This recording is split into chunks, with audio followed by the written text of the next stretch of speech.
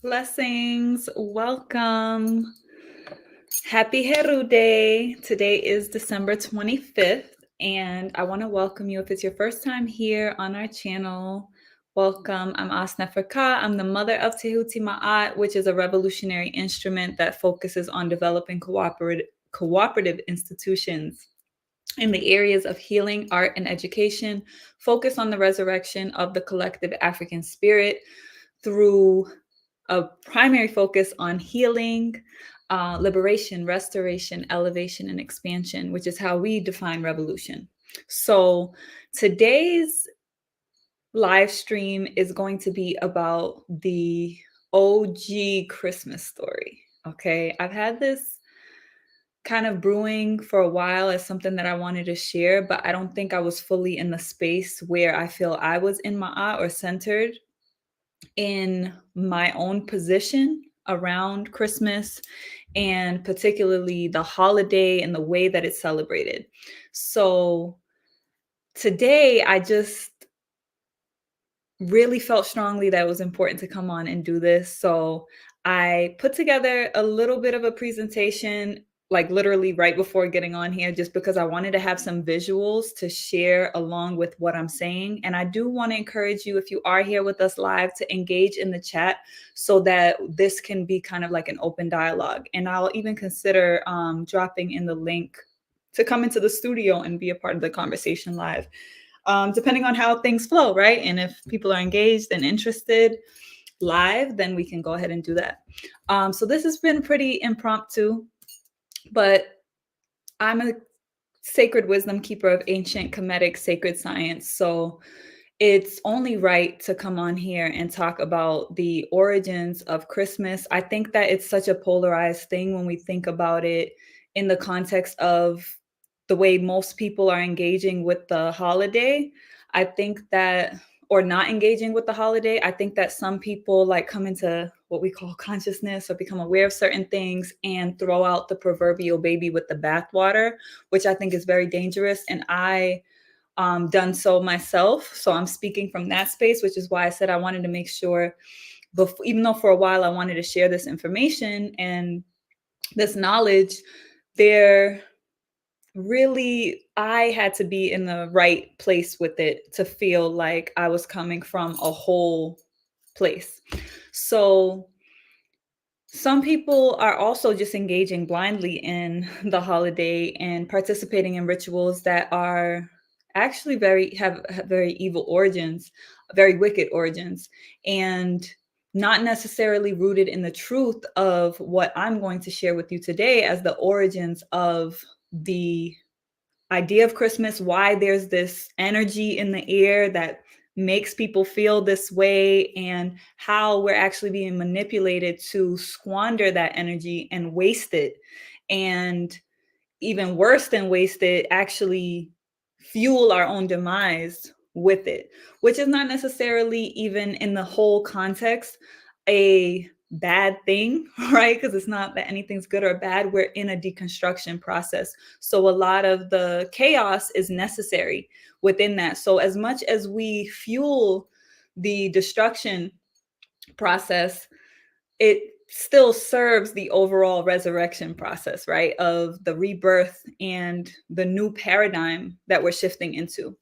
So I want to go ahead and share this presentation. I am a little upset because it looks like the font and some of the images got messed up when I condensed it and made it into a PDF so I could put it on here for the live stream. But nonetheless, I think it's better than me just speaking. I really want to be able to show some of the symbols. And I also want people to know that this is the type of information that we share in Tehuti Ma'at Academy and in the ARC, the Amos Wilson Collective, which the ARC stands for the African Rehabilitation Center.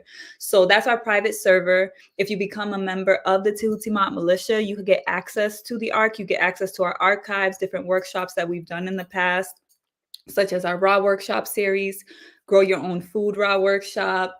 We also had a War Talk collaboration for the Raw Workshops and the Countering Chemical Warfare.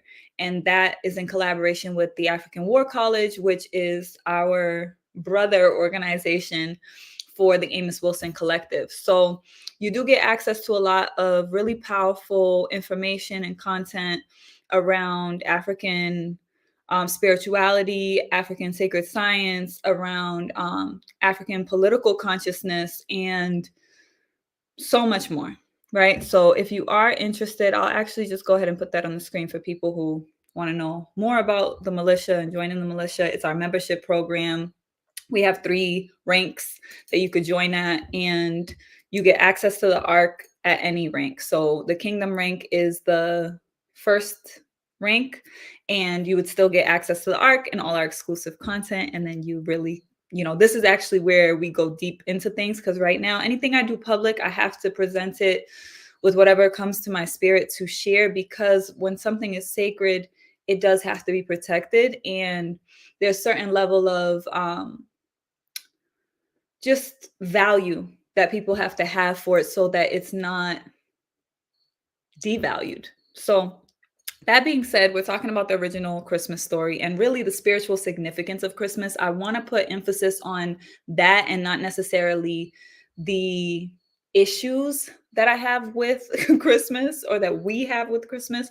But what I will touch on some of that, because I think it's necessary for us to have a holistic conversation. But for most people, you're going to don't expect this to be some Christmas bashing episode, right? This is really about us being truly holistic in the way that we process and critically analyze what this situation is, so we don't throw out the proverbial baby with the bathwater, because there's a lot of ancient significance to not only this date, but this moment, right? This season, this energy that we're in, right? We just moved through the winter solstice. There's huge astrological celestial shifts that are happening right now that are influencing our planet, that in ancient times we truly revered and valued. We created all kinds of megalithic sites and architecture and alignment to honor that. We had so many different festivals, and this is across the world. So as we know, being the cradle of humanity and the cradle of civilization, Africa has spread that seed all around the planet, and all the indigenous traditions of the planet have a significance around this particular energy, especially the winter solstice and what it symbolizes. Now, I'll get deeper into that on the webinar that I'm doing on Thursday for Navigating Eternity. It's a free webinar about our ancient, well, it's not an ancient medicine, but I guess it's an eternal medicine. It's called Navigating Eternity. It's featured as an online course, but mainly it's an accountability community. And it's really about us shifting and aligning with the medicine of navigating eternity in this holistic system of how we transition out of the Greco-Roman European time paradigm that we've been in, this linear time paradigm, and into and returning back to the African worldview, right? Or the original worldview of the cosmic cycles and aligning with cycles of nature. So as humanity, as the planet is healing, that's going to be increasingly necessary for us. And I've been birthing this, or it's been gestating for a while, and it was officially birthed at the top of January. And this is going to be the second public iteration of the JED. So again, we'll be live on there Thursday. Link is in the description. You can register for the free webinar, and I'm going to go in depth about the winter solstice, the significance of that. And I'll touch a little bit on that today as well, but that's where we're going to get into the bulk of this, because there's so much to cover. And what my intention is today is just to give you the maximum that can actually be applied, in terms of not allowing the energy to just fall away right now, to be able to actually utilize that energy to serve not only yourself, but this restoration process that we're in.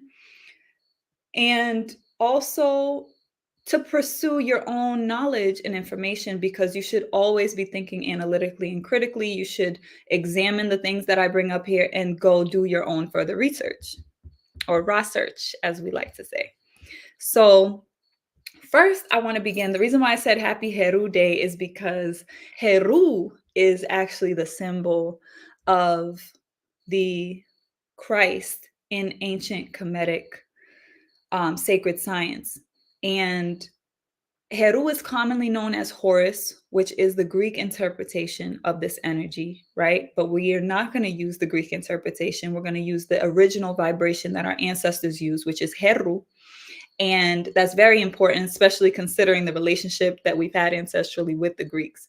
So, that being said, it's very important to contextualize that ancient Kemetic or ancient Egyptian sacred science is not religious in the context that people have been taught through mainly Egyptology and a European interpretation of our tradition.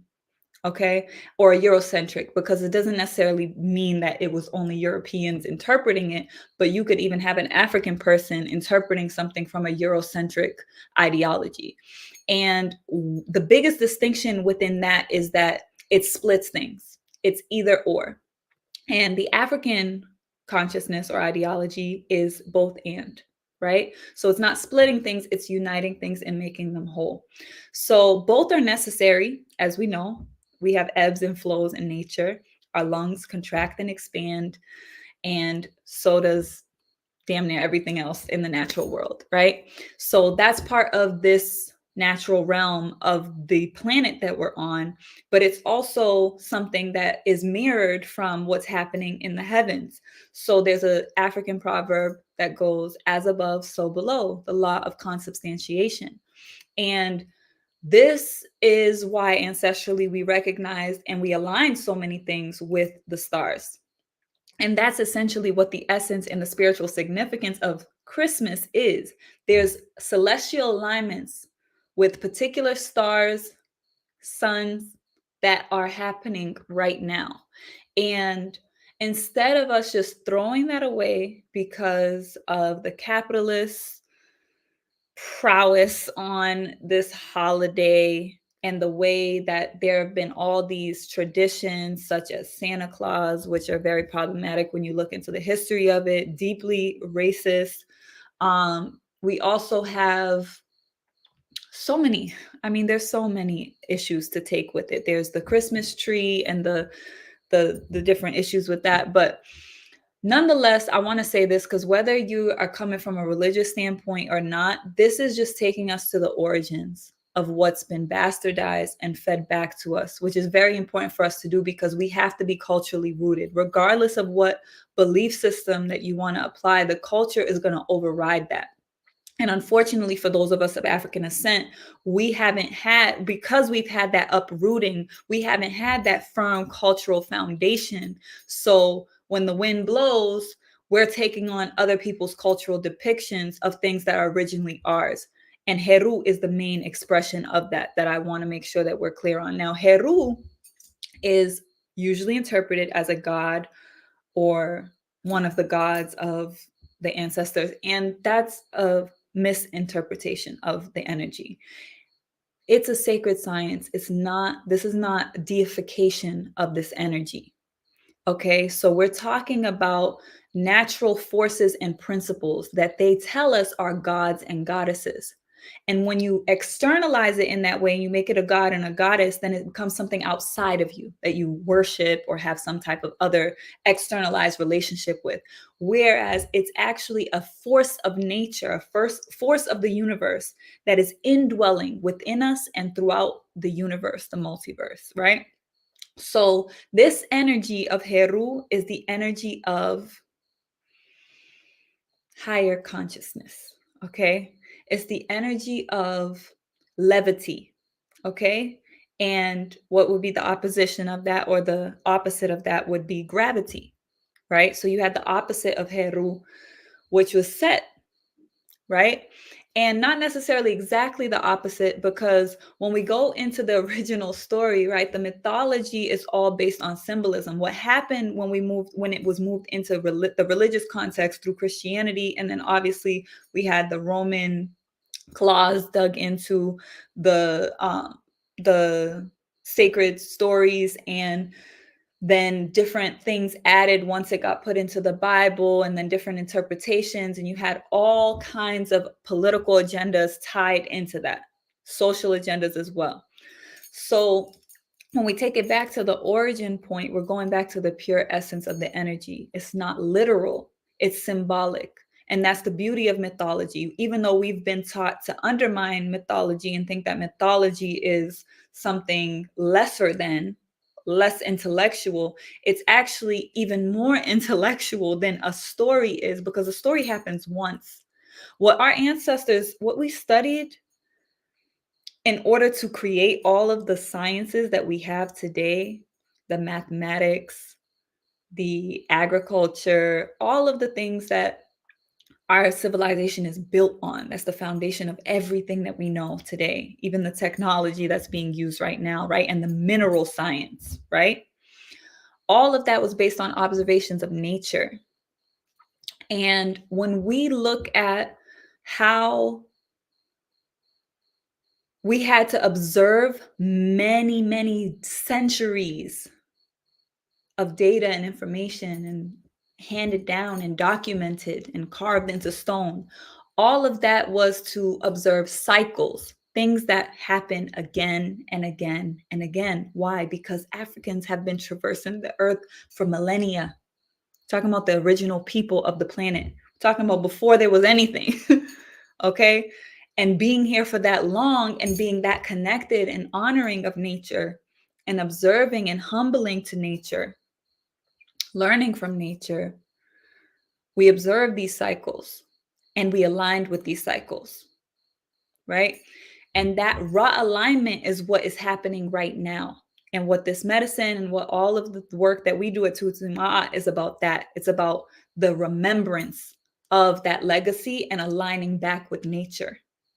Because we've had to learn from the disconnect, right? It's been purposeful, but it's time that we learn that lesson and move forward and out of this destructive path and allow what is being removed from the collective consciousness, from the planet, to be filtered out universally with dignity, right?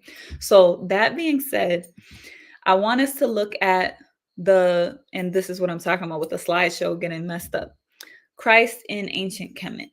Okay, so we had two depictions that I have on here.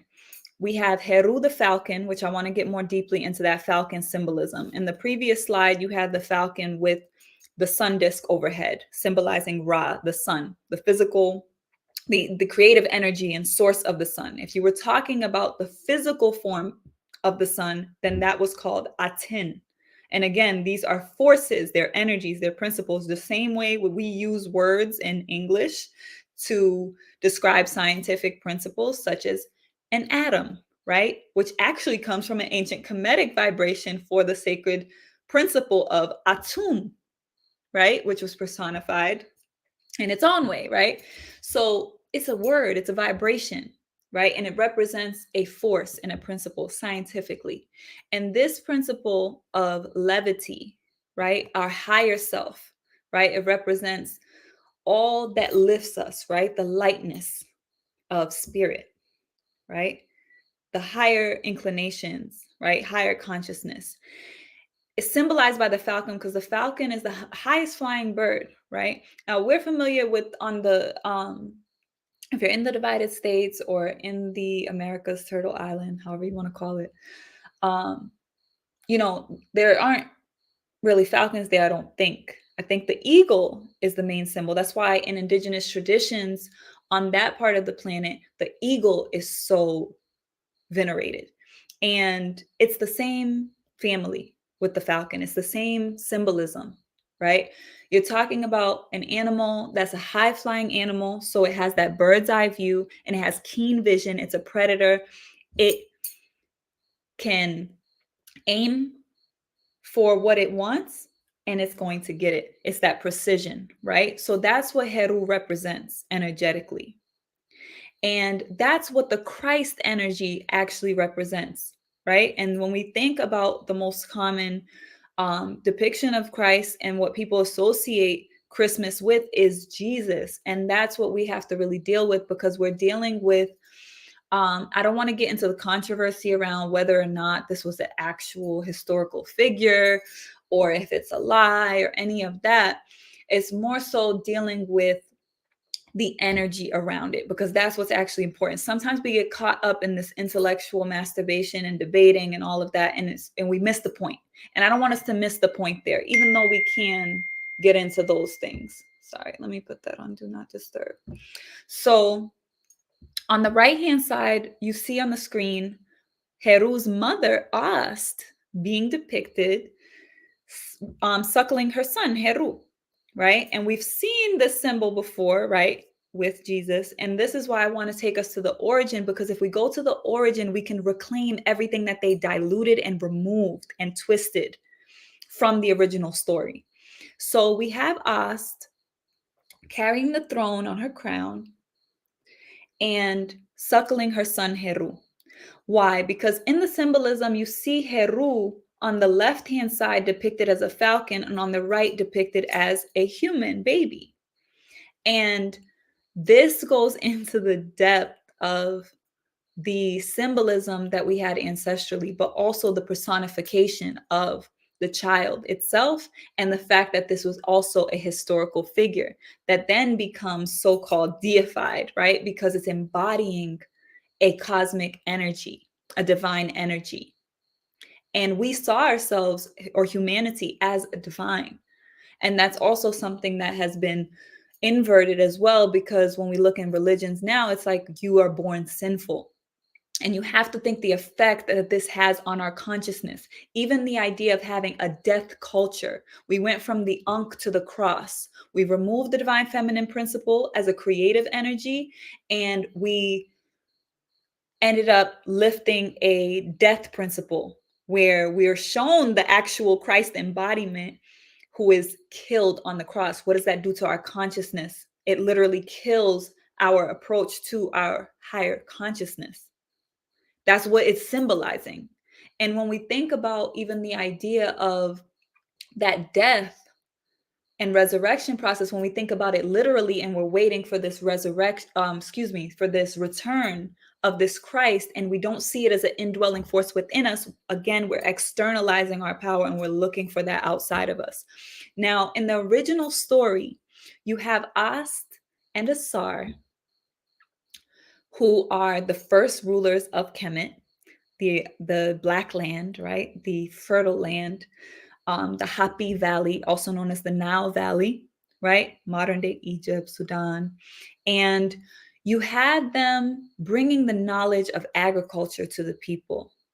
And this was told to come from, again, Septet, Sebu Septa. I actually didn't say that yet. Sirius, the star, which is the star that is rising in this moment that this date represents.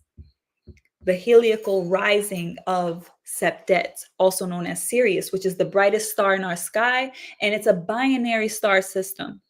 It is the sun of our sun. Some people call it our spiritual sun.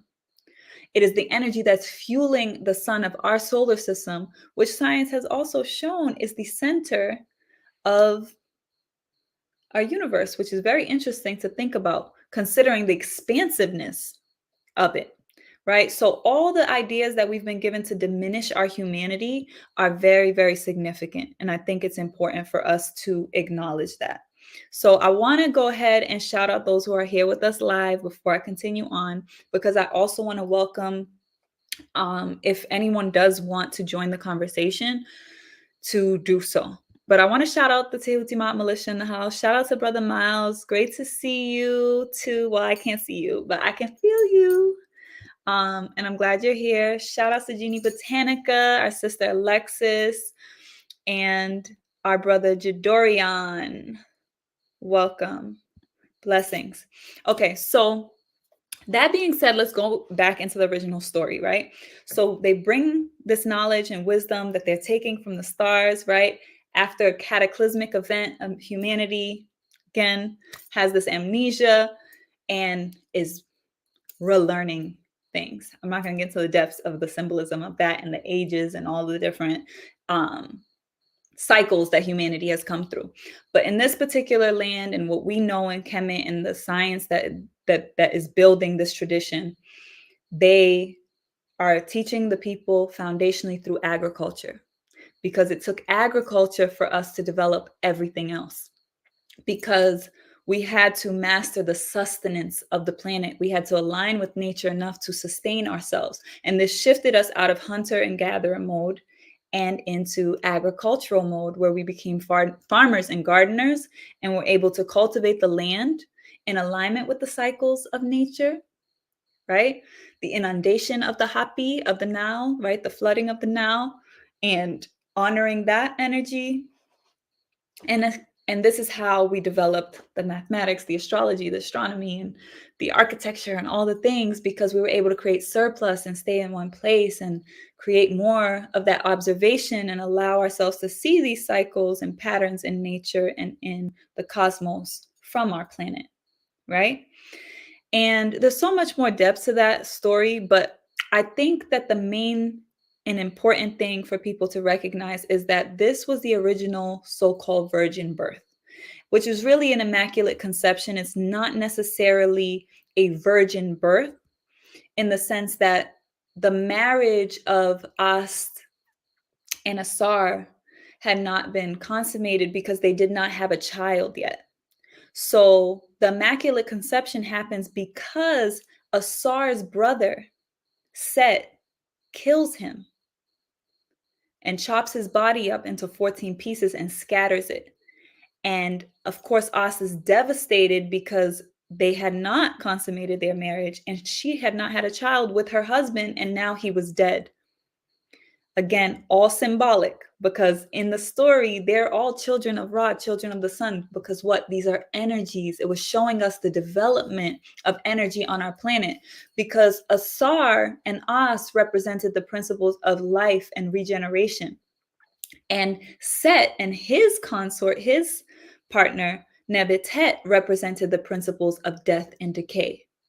So you had a masculine and a feminine of both, meaning this was active death and decay, active life and regeneration, and the feminine was receptive death and decay and receptive life and regeneration, right? Because everything happens in that sense of symmetry in this planet, and we're meant to overstand the duality and integrate the energies and come into Smai-Tawi, which is wholeness, right?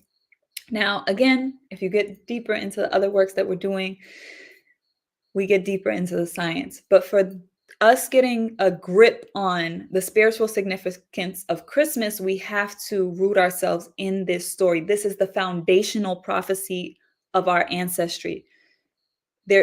Repetition is the mother of learning. The more that we know this original Christmas story, the more that we tell this original Christmas story, the more that we remember the original energy and what it symbolizes and represents, which is what I'm going to share in more depth, because it applies internally. This is not a story per se. This is a mythology. These are forces and energies that exist in the universe that we can embody. So what it symbolizes is death and decay destroys Asar, cuts him up into 14 pieces, and then Ast and her sister Nebetet, Set's wife, find the pieces of Asar after they mourn his transition, and they put the pieces back together and bandage them up, very similar to the story we have of Christ, right?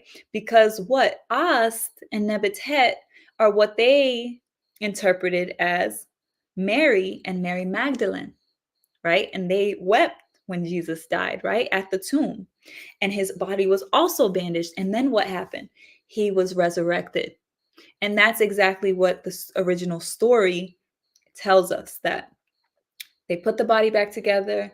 They say they do this ritual. As says the words of power. Her body is then shown. I've actually seen this on the temple walls at the Temple of Heteru in Dendera, which I highly encourage people to actually journey to the temples and see these things for yourself. And you see As's body then depicted over Asar's bandaged body as a falcon with her head in the crown of the throne. And then her body turns into a falcon, symbolizing her consciousness is what is over him and impregnated. His resurrection is spiritual. She's impregnated and she gives birth to Heru, which is why it's considered an immaculate conception. It was a miracle. He was dead and then he resurrected, impregnates her, and she gives birth to the child Heru. Now, Asar becomes the lord of the underworld, right? Because he now has resurrected, but he went through death. So he was no longer in that immortal space. He now ruled the realm of the dead, which is why whenever you look at the judgment scene, it's called the judgment hall of Asar. Many people know Asar through the Greek interpretation of Osiris and As through the Greek interpretation of Isis. So it's very important, again, for us to use the original language. Now, when we have this resurrection process, she gives birth to Heru, which you see here depicted being suckled. Now, this is the depiction of the birth of the sun, right? What would be considered the nativity. And you can see that once we started getting the Eurocentric depictions, it was well after we already had the translations from the ancient temples into like modern day Ethiopia, what they call the Black Madonna, which even to this day at the Vatican, the Pope prays to a Black Madonna. So it's very interesting that now we have all of these Eurocentric white depictions of Jesus, baby Jesus, and so on and so forth. And we say, even those of us who know, no, it's not, he's not white. Visually, we've been programmed. And that's very significant because we're applying it through someone else's culture. And that's very problematic for us because the message that it's sending to us. This is the principle of the divine feminine, of the divine mother, right? And we've been programmed to see the energy of the higher self. And also we've been programmed to see it as something external and to see it as a God concept from this Eurocentric framing. And it's depicted as a European within the construct of race. It's a white depiction. So it further solidifies the subjugation and the domination of people of African ascent through the construct of race, right? And we defend that because of the religious indoctrination. And it's something that we have to recognize. We don't have to throw out our faith in the higher energies, higher power, creator, creation, divinity. We are then just challenged to recognize that it's within us and we have to then embody it. And that's what the opportunity that this energy, this moment of December 25th, this Christmas moment, which is a progression. It's not just one screenshot of a moment, right? It's happening, it's unfolding. So the energy progresses and it moves. It's not just one and done. So the energy is building up and then it wanes down. And the beginning point is really the winter solstice, right? When we have the longest night and the shortest day, and immediately the sun shifts from its furthest southern point and returns back in the northern direction. Okay. And why is this important? Because it's aligned with nature. There's nothing, a belief is a belief. Religion can be what it is, but when it's fueled with dogma, it's not rooted in anything. That's the reason why you can look at all indigenous traditions and they have that same core root, is because it's aligned with nature. And if we're talking about divinity, we're talking about creation, then what else would we want to align with? Does it make more sense to align with a story and to be like martyred? Like, because we kind of martyr ourselves by accepting the story, right? Or do we seek to align with the natural cycles and actually be accountable to the transformation, the change, and the healing that's necessary, instead of waiting for someone else to come and bestow that upon us, or to even give us permission to do so, right? And because there are other Christ figures, I think this is important to recognize that when I say it's a consciousness, it's an awareness, right? It's a way of seeing existence in the world that is unified. It's a way of experiencing everything from that levity that I said, right? It's like you're seeing things from a higher vantage point, not from the gravity and the density of the material world and our material attachments. And on that first slide, I had an image of Kanum because it's also very interesting to me that the manipulation of the materialism and the consumerism through the holiday of Christmas and the way that it's being celebrated right now is very interesting because on the winter solstice, the 21st, sometimes the 22nd of December, the sun enters into Kanum, which is also known as Capricorn. And that is actually the energy of density of the material creation of the world. Sometimes it's symbolized as the potter, which also is taken in religious texts as an aspect of God, right? The potter that is forming humanity, right? Forms the human, right? Forms Adam out of clay or dirt, right? And this is very significant because that energy is so attached to material status and material things. It creates a manipulation of that energy where now people are programmed to attach themselves further because all of the energies exist on a spectrum. So you can engage with it in a healthy way or an unhealthy way. And a way that we can engage with the energy in a healthy way is by aligning with the healthy aspects of the material world, our physical body and our health, for example, purification, detoxification, actually being aware instead of binging on unhealthy foods and things like that. We can actually utilize the energy to create healthier habits, right? We can transition from where we are now. We don't have to just completely abandon things because it's not realistic. We're people who love to celebrate. We love holidays. We love having a good feast. We love having a great party.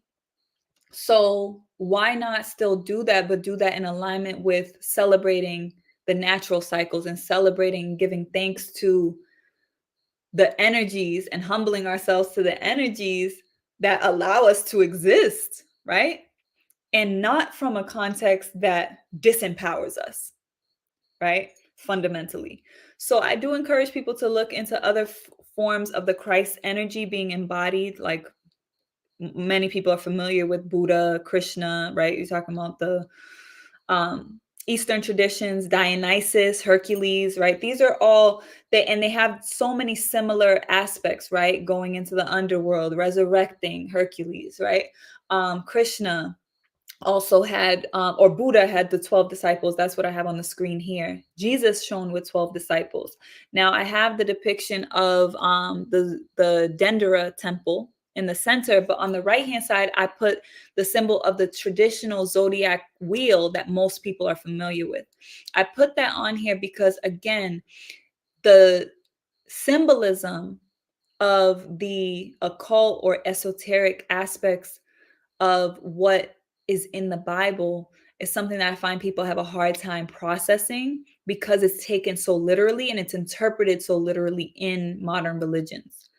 So the symbolism of the 12 disciples and their personalities are actually reflective of the 12 constellations of energy in the zodiac wheel that we cyclically move through, right? Whether on a macrocosm, we're talking about the precession of the equinoxes. Again, if you want to learn more in depth about these things, join the militia and like get exposed to the other programs and things that we have, because I'm not going to go too deep into that in this presentation. But essentially, one of the things that we're working on, an extension of Navigating Eternity, is the Kemetic Zodiac series. So if you've watched, we have the Navigating Eternity series on our channel where we talk about and introduce people to the African origins of the zodiac and speak about the different energy patterns and signatures and etc. So you can get familiar with that on the channel as well. But essentially, I just wanted people to connect it with the 12 signs and the fact that the Temple of Dendera is where we have the original zodiac. Okay, so this is where we have all the same symbols that they used in the Greek interpretation exists in ancient African artwork that is still existing to this day. Unfortunately, it did take a huge part of the original wheel that showed the more expansive zodiac, which was the 26,000 year calendar. And that was a more expansive, right, observation of our movement in our solar system, in our universe, in the galaxy, right? But they put that in the Louvre in Paris, so it's in the museum in Europe. But when we think about it in that context, everything is symbolic. The idea of the Christ, right, of Jesus is symbolic. Now, we can look at embodiments of the Christ energy, but the goal is really that we embody the Christ energy. And that really was the essence, or supposed to be the essence, of what Christianity is. Now, when we look at Judaism and Islam, these also have their origins in ancient Kemet. I do recommend a book by Dr. Yosef Ben Yakin, and it's called The African Origins of the Major Western Religions. And I also want to quote our beloved ancestor, Baba John Hendrik Clark, when he said, "All religions, without exception, are the handmaidens of conquerors." And I encourage people to do their research and know what has happened through organized religion. And it's very problematic if we put our ancient tradition within the context of religion, because it is not that, and it was not practiced in that way. They saw what we had, and they saw an opportunity to use that to control, manipulate, and exploit people. And that's still what's going on to this day. So I do want to talk about the Jed, and that being the spinal column, because it's another aspect of the symbolism of the Christ energy. And it's part of the more in-depth work that I'm now going to be doing in the militia. I'm also doing a sexual alchemy retreat, which is really centered around this aspect of what it means to awaken the so-called Christ consciousness within us. Okay. And part of that journey, right, when we remember in the Bible, it says Jesus was 33, which shout out to me also, because I'm 33. Now, what's interesting about the 33 is that that is also a symbolic interpretation of what I'm going to share with you right now, which is all about the symbol of the Jed, the spinal column. And the spine being the first part of our body that begins to develop in our mother's womb. Very significant. There's an ancient symbol that you see on the screen, the Jed. Unfortunately, the presentation is kind of thwarted. And the Jed, which you see with the four main pillars there, representing the four cardinal directions, right? East, west, north, south. And it also represents the four cardinal elements: air, fire, earth, water. This energy represented Asar's backbone. It's a symbol of stability. It's a symbol of the divine masculine energy, our active energy. And what happens is, first of all, we're being so programmed and conditioned to stay in our lower energy centers that we're not able to really move that energy up and raise that energy up. And that's what the resurrection represents. It represents the ascension of our energy from our root energy, from the base, which is really what dictates our material existence, right? Our survival. If we stay stuck on survival mode, we can't move the energy up to our sexual, sacral energy, right? Which most of us get stifled there as well, because we've been programmed and pushed into sexual addiction. We have a lot of ancestral trauma around being bred. We have a lot of ancestral trauma around being raped. We have a lot to heal sexually, even if it's not in our lifetime. But on top of that, we've been recycling that trauma and pain. We got the incest, the molestation, and all of the other sexual deviancy that we must heal. that also stifles our energy from rising and ascending. So when we go through our healing process and we start healing our relationship to the material world and survival and money and all of these things, we heal our relationship to our sexual energy and we balance these energies. We move the energy up into the root, the will, the solar plexus, how we can act and create. And sometimes they'll let us even get there, but they try to prevent it coming up to the heart space. And when I say they, I'm talking about the structures and the institutions that have been created that are programming and indoctrinating us constantly, whether those are so-called institutions of education or what I will say is institutions of indoctrination, or we're looking at the political paradigms that have been created and the politricks, or if we're looking at the religions, right? We're talking about the main institutions that are programming us in a particular way to stifle our rise in consciousness so that we can be controlled and manipulated so that it can maintain the status quo. Now, when the energy comes up to the heart space, we have to be in Ma'at in order for it to rise up. Truly, you have to be in integrity. Your heart must be light. Then we come up to the throat and we can actually express ourselves with integrity. Comes into the first eye, we actually expand our range of vision. And then it comes to the crown, we can embody our divinity. And that's the ascension process. Because once the energy moves up into our pineal gland, we then have that entombed process of the 3 days where the energy rests there before it descends back down. And then it begins to circulate. And this is how we actually embody energetically that Heru energy. And we can actually function within our higher self. So in the story, when Heru is born, once he becomes an adult, he actually has to go to war with his uncle Set to avenge his father's death and take his rightful place on the throne. That's what that represents. That is the embodiment of embodying the Christ consciousness. And when we look at how this day is aligned astrologically, we have the alignment with Asar in the sky and Ast in the sky. And as I said, Ast is associated with Septet or Sirius and the binary star system, the brightest star in our sky, which you see more towards the left side, and the constellation of Asar, which most people know as Orion. You can see and usually identify it, and now it's prominent in the sky. It's mainly known by its belt, right? The 3 stars that represent Asar's belt, also known as Orion's belt.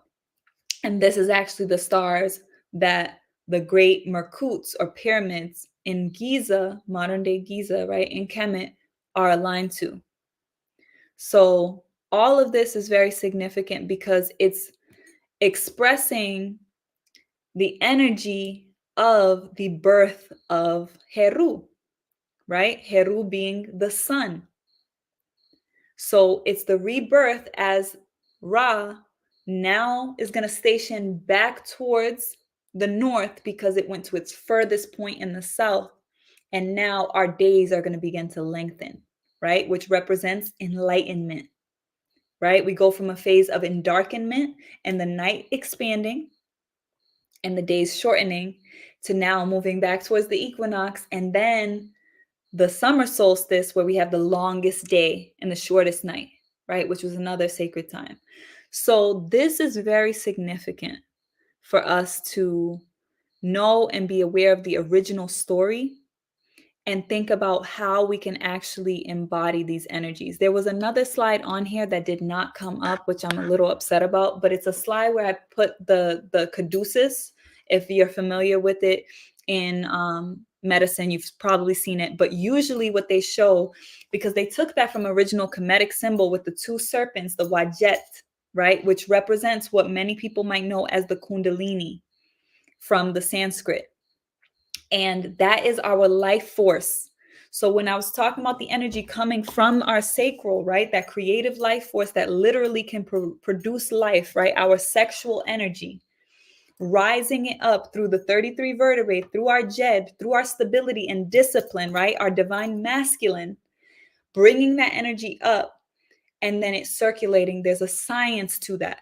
And that science is directly associated with the zodiac and our movement in our solar system. So that I'm not going to go into the depths of, but again, we'll definitely expand a bit more about the significance of the solstice and specifically talk about how aligning with navigating eternity as a medicine to heal and align, to heal your perspective of time and to actually be able to align with natural cycles so that you can actually move with natural efficacy, right? Beyond efficiency, right? We're talking about efficacy, like actually aligning with what's your purpose and actually accomplishing that.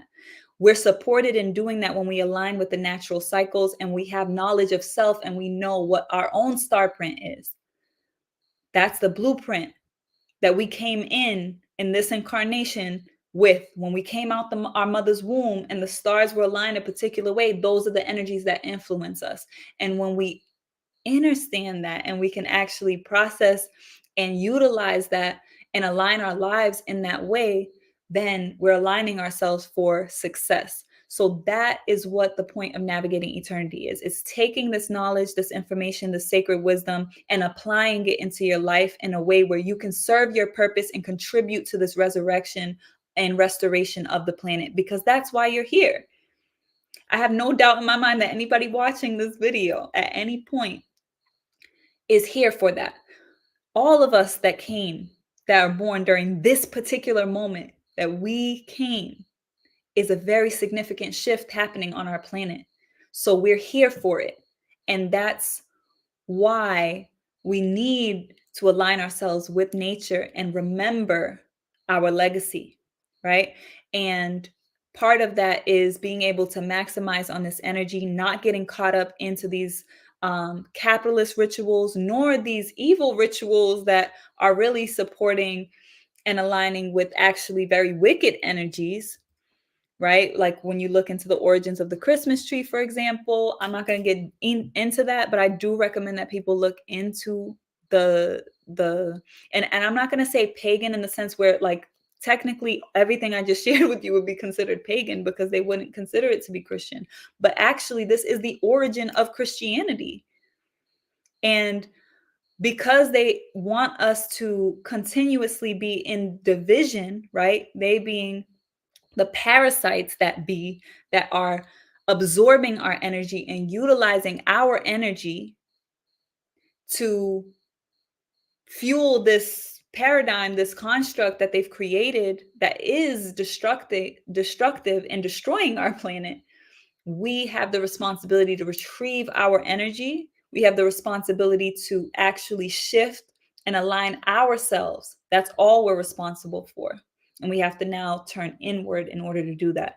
So that's what this knowing the original Christmas story represents. It represents you recognizing that Christ in you and you resurrecting that spirit in you and you embodying your purpose. And even in Christianity, you know, when there's quotes from Jesus saying like, you, all these miracles that you've seen me do, you can do, you will do more. It's about that, because even when they deify people like Buddha and create religions and Krishna and become and make them figures of worship, those are not what these teachers taught. They embodied the energy and they taught people to embody the energy for themselves. But instead, we've been programmed to worship them. So that's what we're shifting into. We're shifting into embodiment in order to elevate the energy and to actually embody the science of what I described through the physical body. It takes purification, right? And that's going to take energy healing as well, especially in around the realm of sexuality and our sexual energy. So I do invite people who are interested to look into navigating eternity. I put the link in the description. If you feel like you just want to go ahead and dive in, you can. just go to navigatingeternity.com. You'll be able to join the JED. But I highly recommend that you do the info session on Thursday, the webinar, so you know what the program is, how it works, and you kind of get a dose of the medicine and know what it is that you'll be learning. But if you do have any questions, you can also send those questions in. For those who are here with us live, is there anyone in the chat who has any questions or wants to actually share anything or wants to join the live stream? Please go ahead and comment and I'll answer any questions that you may have. I'm also going to be organizing another sexual healing presentation in preparation for the sexual alchemy retreat that is actually going to be in February.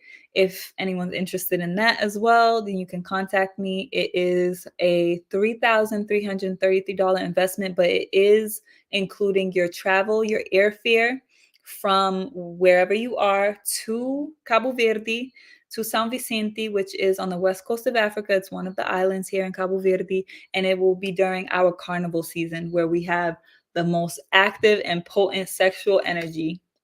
And you're going to be working with me on movement practices. You're going to be learning the actual sacred science and getting in depth around how to actually maximize your sexual energy, your creative life force, essentially, because the suppression of that or the hyper expression of that, the imbalance of that is what is stifling our ability to create revolution and liberate ourselves. So it has to begin within us first. We have to be able to heal our sexual energy in order to create anything, really, anything that we want to build for eternity, right? So that being said, recognize that there's a shift happening on the planet. Everything is transforming. We're on the precipice. It's just beginning. It's just gotten to the tipping point, and now things are really going to shift. We're going to be experiencing a lot of chaos, collapse, and destruction. But at the same time, those of us who are here to anchor in that new energy, new representing, and I'm saying new and you, is the primordial essence, the primordial waters, right? Which is also the sacred spinal fluid that I'm speaking of, which the secretion from our pineal gland is what we learn to circulate in order to embody the Christ consciousness. So all of that is about learning the science of the body. You know, when we go back to ancient Kemet and we look at even there's another great book that you could look into is The Temple of Man and the Temple in Man, which really shows Epi-Aset, also known as Karnak Temple, and how that temple is actually designed around the body of the perfect human, right?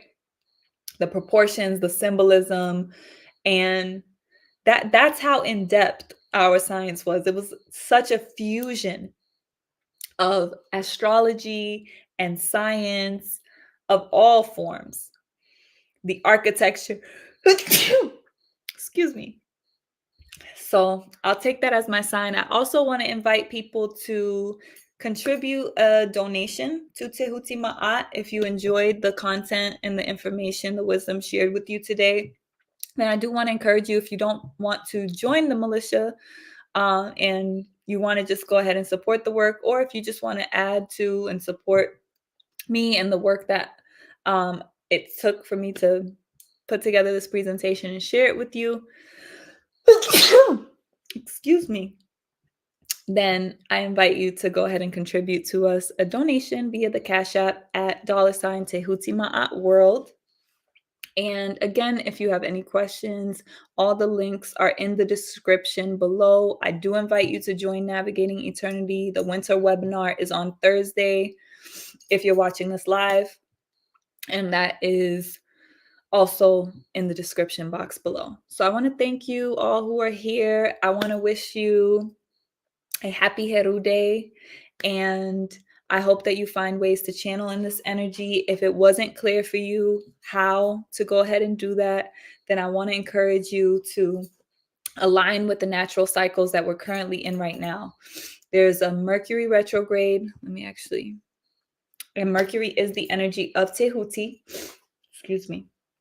And this energy sphere of Mercury that we know of, is all about intellect, communication, expression, which means it's not really a space right now for us to be outward, moving forward, expressing, because we're in an optical illusion where the planet or the energy sphere of Tehuti appears to be moving backwards, and then it's going to move forward again. Because that optical illusion is happening, it means we have the opportunity for reflection. We can only move forward, but really it's Sankofa, right?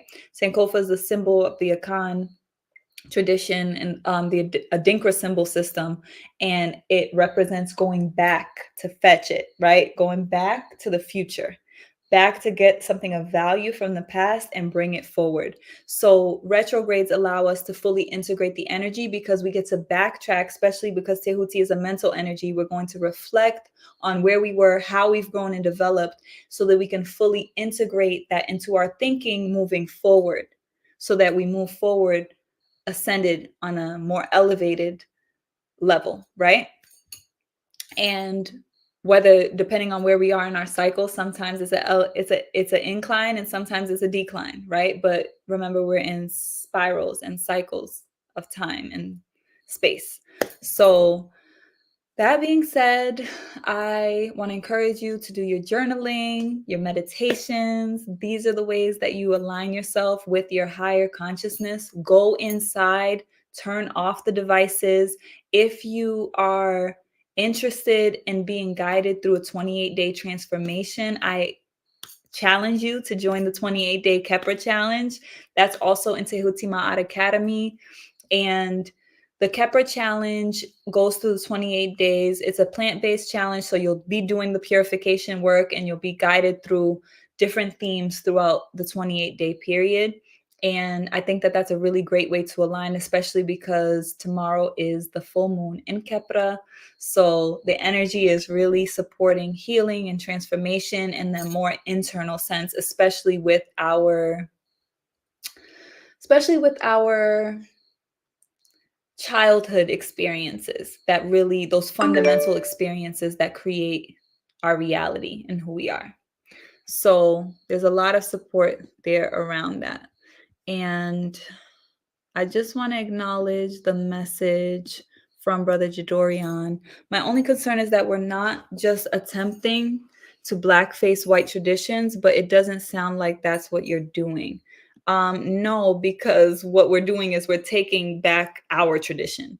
And I think that that's way more valuable than us throwing out the proverbial baby with the bathwater, because throwing out the tradition altogether means we're throwing out our recognition and veneration of this important natural cycle and the source of our energy.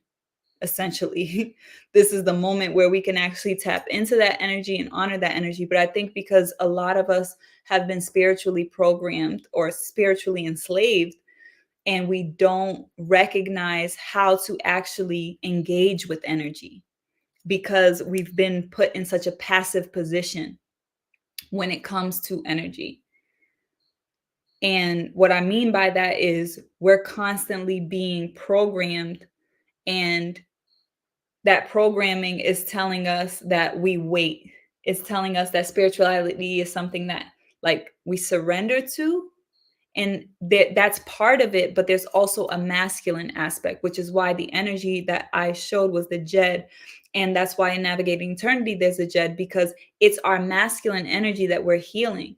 We have to assert ourselves in the world in order to shift the position that we're in right now. We have to assert ourselves from a healed place. Sorry, mosquito. So I think that that's very significant for us.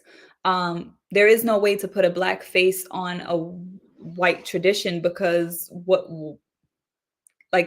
is the tradition? We're talking about a bastardization of our tradition and the ways that they've taken our tradition, even when it comes to the Greek zodiac. That would we just throw out the whole zodiac because they're Greek interpretations? No, we go to the source, we go to the root, and we take back what's ours. We must do that. We have to reclaim our legacy. Our legacy is building everything. When you look at the divided states, when you go to the courts, the criminal injustice system is also built on the foundation of our ancient symbols. When you look at the dollar bill, and you look at the ancient symbols on there. And then again, they had another layer of programming when they came with all the Illuminati shit and they started telling us that these symbols were evil. Do we throw out our symbolism and our power then? Hell no, because we have to recognize that that's the source and the root of our power. And there's a reason why it's being attacked. There's a reason why it's being hidden. And there's a reason why they're also using it to fuel their system. So the wise thing for us to do is to stop fueling the capitalism and the materialism by being overly consuming, when we could actually be active in the sense of utilizing our creative energy, accessing our divine feminine, right? That mother principle, that creative principle, and recognizing the abundance that we have, because really what they prey on is our emotional pain. Because when you look at that axis of Capricorn and Cancer, which is Kepra and Kanum, they recognize that we're talking about people who actually understand the energies that I'm talking about right now. When we talk about these parasites and the people who are in the positions to actually pull the strings, I'm not talking about the entertainers. I'm talking about the people that are actually controlling them, right? I'm talking about people. And even if we go back to the origins of the divided states, right? When you look at the Declaration of Independence, all of those people who signed that document were astrologers. Okay, we're talking about Freemasons. Freemasonry is built on Kemetic science. So everything that's controlling the world right now is rooted in this wisdom, in this knowledge. So it's imperative that we remember our legacy. I think that's very important. And I am glad that you mentioned that. And then I see that Alexis wants to join. So let me go ahead and send the link. So I just put the link in. So you should be able to hop on now. Also, if anyone else feels like joining, please do. Just turn on your camera, please, and come on through. Give thanks to Dorian. So you're welcome to come on. Miles, if you're still on, you're also welcome to join. And anyone else who's here with us, just turn on your camera. You can click the link and it'll bring you into the green room. And then I'll put you on with us live. So again, very, very important for us to recognize that there's a grand scheme that's happening right now. And we're focusing on reclaiming our legacy so that we can actually use the power that we do have. And the advantage that we have is our spiritual nature. It is our connection to our emotional body. It is our connection. Think about all the ways that we as African people have a distinct connection that other groups of people do not have. And it's not that all of them don't have, it's just we have a very unique aspect of us that is what we call culture. It's our cosmology, it's our origin point, it's our origin story, it's our frequency. And there's a signature of that in all of the other traditions as well. But there's something very unique to ours. So I'm going to go ahead and bring Sister Alexis in. Welcome. I'm going to keep it like this. Blessings. Blessings. How are you? I'm doing well. I'm glad you joined us. Thank you for having me. Thank you for having this conversation. I think it's really important for our people to be exposed. Is there feedback? Not on my side. If you have the video open in another tab, though, you might want to close it. Okay. It might be just on my end. But yeah, I think this is really essential for our people to just be exposed to this information, the historical context of the tradition that we're practicing, and to really understand that most of the rituals and the customs and the ceremonies that we reason in modern society have origins within our own culture and our blood lineage that we have simply no connection to. And I really appreciate Brother Jadorian's message as well. I think that, you know, there's no such thing as a white tradition. Everything is African in origin. And I feel like the time that we're moving into, you know, the age of Aquarius in this era of enlightenment and expansion, it goes back to accountability and really confronting the truth that we are the ones who are meant to save ourselves. And the reason why we're in the situation that we're in as a people, in all the many ways that we're being oppressed, is because of what we chose to give up. And so that brings up an element of victimization. I think that we often victimize ourselves in this situation. And it is true that we're experiencing many atrocities that we don't deserve. But at the same time, no one is going to help us resurrect. No one is going to help us elevate as African people, you know, the original people of the planet. It's all on us. And you were also speaking about Heru, and what that was bringing up for me around the consciousness is the ancestral awareness of the journey of the soul and how we've lost that as well, and our disconnection from that awareness has contributed to all of the confusion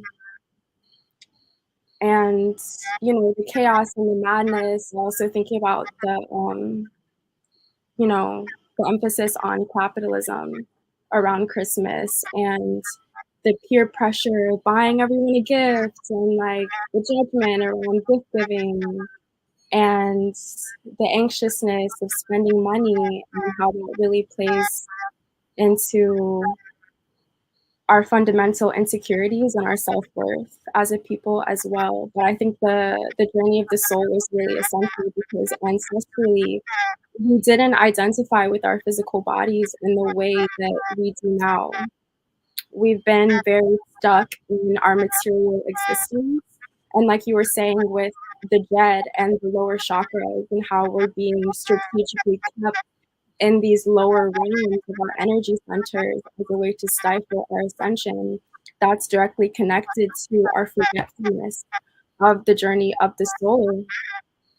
Because also with the energy of Tehuti, you know, that is the magical mental body, the collective consciousness, and ancestrally we understood that we incarnate into these bodies, we live many different lives, and when we're awake, we're actually asleep, you know, like being awake is the dream of the soul. Living this life in the body is the dream of the soul. And so we dream ourselves into these bodies in order to learn what we need to learn karmically, in order to gain those pieces of wisdom and those insights that our soul needs in order to continue journeying through, you know, the cosmos and the other realms. And yeah. Yeah, so having that expansive awareness of life is really essential, you know, like we're not stuck on this planet and our existence isn't confined to this material reality. There are so many other dimensions and realms that exist that we simply don't tap into on a day-to-day basis. And also when you were speaking on the hidden hand, that's how I interpret it. I heard that word recently, the term like hidden hands, and I really resonate with that when it comes to the powers that be, you know, the parasites that run the world behind the scenes. I think that's a really good analogy. But yeah, I think when it comes to that, there's a difficulty to see it for what it truly is because it's hidden. And there is the truth that You know, there are so-called elites that are making decisions on this planet very intentionally that go against our highest good. And as we're confronting that level of evil, I think it's really important to be grounded in the fact that they are the higher beings, the divinities, you know, like the pure energies and spirits that our ancestors were connected to that are very much still present in nature and still here with us, you know, in the trees, in the lands, they watch us all the time. And so we're never alone in these battles that we face on a daily basis. We're never alone in this. And we also knew that this would happen. I think that's important too. Like, we knew this was gonna happen. This isn't a surprise. Like, we're being bamboozled, but like, we knew we were gonna be bamboozled, and we knew the keys and the codes that we would need in order to wake back up and to get ourselves out of this situation. So I think having that perspective on it is really essential as well. Yeah, yeah, and I'm really glad that you said that, because the reason why we knew what would happen and why we carved all of this into stone and have these prophecies is because they've happened before. And we Mhm. knew if they happened before, they'll happen again. And there's a saying that I really like. It's like, history doesn't repeat itself, but it often rhymes. And Mm, that's essentially like what happens when we spiral through eternity. It's like, it seems like a revolution is a circle, but really it's a spiral, and it might come back around, but it's not going to come back around to the same spot because we're still moving, right? yeah. Our sun is moving, our solar system is moving through the galaxy, and through our galaxy is moving through the supercluster. And there's this cosmic dance that's happening in so many dimensions when you zoom out, right? But it's like, when I say that the energy is the construct is created to keep us in our lower energy center, it's like it focuses us on our human beingness, right? Yeah. And for us as African people, we even have to heal that, because we went through a situation collectively, even though you might not have physically experienced it, like our collective spirit has a wound because we were dehumanized and humiliated. And now we're actually perpetuating our own humiliation. Mm, So, how do we heal our own humanity so that we, right, restore ourselves? And you had said something earlier about us, we're the ones who will save the planet, but we save the planet by saving ourselves. We can only save ourselves. And that's the problem with the savior complex or the messiah complex that is created through religions, you know. Even here, like, I've had conversations with a couple sisters when I was in Praia, and like one sister was like really stuck on Buddhism, and the other one's really stuck on Hinduism. And like everything she would say, she's like, well, Christian said, and Krishna said, and the other one was like, Buddhism. And I was just like, how am I in Africa right now? I have yet to say a name of an energy, even, because it's like, when you come down to the fundamentals of it, I made it a point to not say that. Like, I didn't even want to say Ma'at, I didn't want to say nothing, because it's all about the reality of what we apply. It's not about these ideas, it's not even about these words. And I think that's why I really respect the indigenous traditions of Turtle Island, like the Native American traditions, because it's so humble and it's so simple that it allows us to go back to, even like when we say we're coming back around in a circle, it's like we're literally coming back around to the beginning. Because before we had Kemet and the glitz and the gold and the temples, that was a climax point. We had a whole rise to get there. And that was the simplicity of just existing on the planet and moving and exploring and being curious and connecting to nature in that innocence. And I do find that there's a sweetness and a lightness, and even, but still with like a bit of a spiciness that exists in the indigenous tradition that allows us to remember that, because we've come pretty far away from that. And that's why we even see, like, for us as African women, like, there's a big struggle with our masculinity. And Mhm. with our brothers, there's a huge struggle with the femininity. And we see that imbalance in like extremes. And it's not just us, but we are the peak of it, because when we look at how the energy has inverted, we're the ones all the way at the bottom systemically. Yeah. Whether we look at the health disparities and the infant mortality, all of the things that disproportionately affect us. Hypothyroidism, when I looked into that, disproportionately affects Black women. Fibroids and cysts disproportionately affects women. Mostly Black women are having complications during childbirth. Why is that, right? And we do have to go ahead and acknowledge, as you said, like the fact that we're going through these atrocities, but we can't be victims within that. We do have to eventually take the position of authority and overstanding and responsibility for mastering our own energy. And I Mhm. think that that's the whole point that I want to make sure that people take away from this.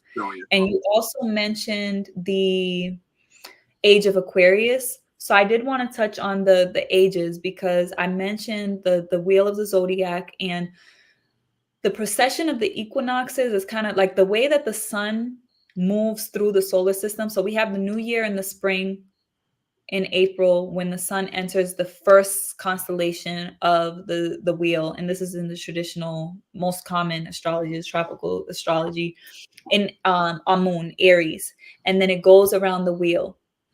When we look at the precession of the equinoxes, it's like zooming out and seeing how we're actually moving in the cosmos, in our universe, in the opposite direction on a Mm.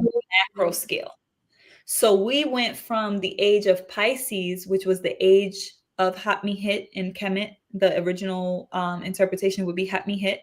symbolized by the fish on the crown, feminine energy, because it's the water realm. But it's very important to recognize that that age was also the age where we got Jesus in Christianity, because Jesus was also symbolized by the fish. For those who are familiar with, who aren't familiar with the Christian symbol of Jesus as a fish, that was the symbol of, just like I said, the 33 years was the symbol of the vertebrae, the 12 disciples was the symbol of the constellation. The fish Mhm. was the symbol of the age of Pisces. And that is the age of belief. It's the age of illusion also, Mhm. because it's where energy is rendered, but it's also where energy, like the lines are blurred. So when we move into Hapi, or what we know as Aquarius, the water bearer, Hapi is actually the energy of the Nile. The Nile was actually called Hapi. So it was really representing the current of the river. That's the force of nature that we're talking about. So when you think about a current, or you think about currency, it's also interesting to think about how a lot of the big things that are going to be happening in the world are going to be in relationship to the financial paradigm and currency shifting. So right now we already see that with like the cryptocurrency, and this move into what would have been great is decentralized currency, but moving us even further from like the third dimension into the two-dimensional expression of a digital currency. And the fact that they're Mhm. actually still going to try to centralize that digital currency, and thus get even more control of our ability to transact and exchange energy. And it brings me back to something you had said earlier, Alexis, about um, the capitalism, and how like the gift giving, and it's like you spend all this money, and like that's how they're really pushing this energy. And like we have to recognize that the money and the exchange of the money is the currency. It is literally an energy exchange. So the more energy that we're putting out, as we're consuming, it means we're not using that energy to create. We're Mhm. using that energy to consume. Right. And it's the opposite, right? So we have an imbalance there. And particularly those of us of African descent, in the economics of the world, which is what the energy of the age of Hapi represents, is the economic paradigm, right? How we connect to our ecology, the flow of water, the current, and how energy moves. We are imbalanced because we are predominantly consumers. We are not producing. Even when you look at Africa being the foundation of every single industry on the planet, the mineral resources of Africa are fueling chocolate, it's fueling pretty much anything you could really think of. Is fueling this tech revolution, so-called, right? Because the coltan and it's like all of the minerals and the oil that's coming out of Africa. And the difference between Africa and the rest of the other places that have these resources is we're not producing anything with it. We're being exploited. We're tied into these colonial contracts that still allow these people to come into your territory and take your natural resources and maximize on it without giving you any benefit for your people, Mhm. right? And I think that that's very significant because of what's happening on the continent right now, especially in the Sahel, where we're looking at Burkina Faso, Mali, and others who have essentially been waging revolution and self-organizing amongst themselves to resist the colonial force of France predominantly, and the exploitation of France taking out hundreds of billions of dollars out of the African economy every year based on these colonial contracts. So all of that is happening right now also. So there is a shift, there's a resistance, there's a resurrection that is happening right in front of us right now. We're a part of it. And the way that we can empower ourselves is recognizing that that begins within us. And knowledge is one thing, but embodiment is really the key. We do Mhm. know, we need the light, we need to birth the light from the darkness of the eternal womb to be aware of what is happening, what's going on, and not operate out of ignorance. But the knowledge itself is not doing the saving. It's our actual actions, how we apply the knowledge and utilize it in our day-to-day lives, in our connections, in our real relationships, in our families, in Mhm. our choices, how we're nourishing ourselves, how we're connecting with the earth. All of that is the point, right? So the key is the accountability. I think you made an emphasis on that. So I wanted to just emphasize that again, because I think religions really strip away a significant layer of accountability when you put divinity outside of you. Then you don't have the responsibility to embody the divine, Definitely. which Yeah. takes sacrifice. Yeah. Mhm.